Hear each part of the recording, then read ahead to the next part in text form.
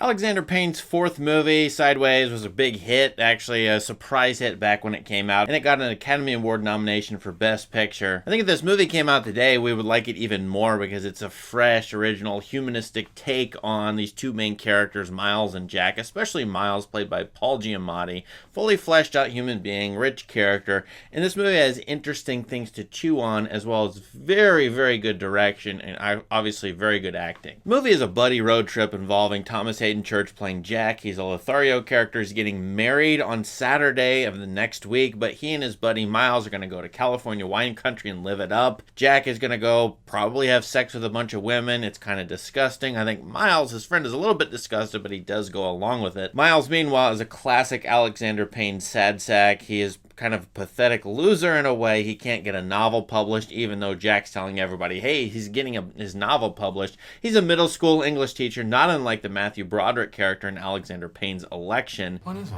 You need to get laid, Miles. I'm going to get my nut on this trip, Miles, and you are not going to fuck it up for me with all of your depression and anxiety and neckhead downer shit. Oh. Pretty sad guy, pretty schlubby guy, but he knows a lot about wine. He loves wine, a wine connoisseur, and it involves some very funny scenes between Miles and Jack, where Miles says a lot of great things about wine. Jack doesn't have a clue. I think that sets up, in fact, a Ratatouille in a few years with similar kinds of scenes about a person who loves the taste of something, another person who doesn't have a clue. Another contrast between Miles and Jack is, Miles is obsessed over his divorced wife. He's got an ex-wife, and he just can't get over her.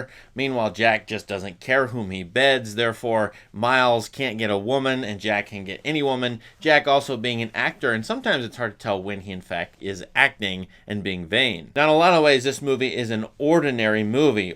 Typical romantic comedy kind of thing, a buddy road trip, a friendship tour into the wine country where characters are going to live it up, but really in a movie they're going to find themselves on such a road trip. I think Payne is a really smart guy. He knows satire. He's done it before in Election and About Schmidt before this movie, and he's going to play with audience expectations. We might hope that these characters find redemption, especially Miles, to find, a new love interest or something like that. But these two men, and especially Miles, are going to be satirized, and we're supposed to laugh with them and at them throughout the entire movie. That's the way I watch it, at least. Late in the movie, in fact, a men's bathroom door swings into us, and before it cuts away from the bathroom door, we see the word on the bathroom door, men, prominently there. And this is in a scene where Jack is trying to seduce a waitress right after he's been slugged in the face by another woman he seduced, who had just found out he's getting married in a few days. Meanwhile, Miles is leaving that scene and going to the bathroom to get away from the disgusting seduction scene. And then we get this word men, and I think that's a sign, literally and metaphorically, that this movie is about these two schlubs, these two different kinds of people, middle school teacher and actor, guy who wants to have sex with every woman he meets, and another guy who can't get over the lost love and is very melancholy and pathetic. It's very ironic, in fact, that Miles, who loves wine so much, nevertheless, if he drinks too much wine, he gets drunk, obviously, and it sends him into a spiral of depression, and he makes a scene, and he gets really sad over his ex-wife, and so on. Well, these two guys meet a couple of women, and yes, they try to get involved with them in different ways, including Miles, who meets a woman, actually, he's already met her before in his life, named Maya. And will he hook up with her? Will he marry her? Will he fall in love with her? All these questions come up for this kind of typical, as I said, 3-act script in which viewers or movie watchers would hope for this to happen.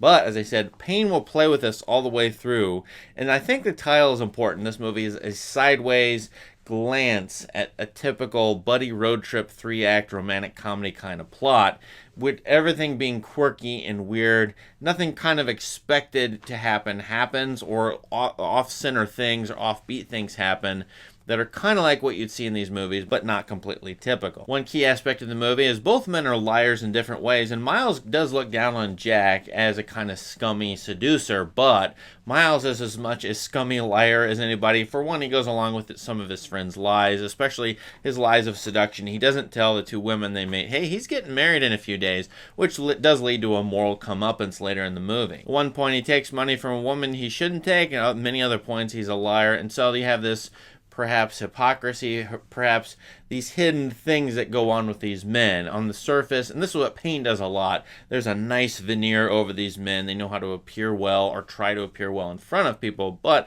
behind the scenes and in private, they are schlubs. And what does a schlub do but stay at a pretty crummy motel? One thing I love about Payne's aesthetics in most of his movies, maybe all of them, is he does just use ordinary scenes and sets and ordinary people. He goes to the typical restaurants you would see in America, whether it's in Midwest or in California. They're kind of gross, they're kind of weird, they're kind of boring, they're kind of silly looking. And that's the case with the motel room here, which is a feature of the movie. Both men, especially Miles, are going to retreat to this motel room. And it's kind of a pathetic place to live and exist, in my opinion. Yet it does signal, the interior psychology, I think, of Miles, as well as, his problems in life. So what's a man like Miles to do? In fact, in the middle of the movie, I think I at least realized this guy should be a wine connoisseur who teaches other people about wine. He should write books. He should give lectures. He should work at a winery. At one point in time, Jack even makes that offer. Hey, let's go buy a winery and just live there and work there. Here's what I'm thinking.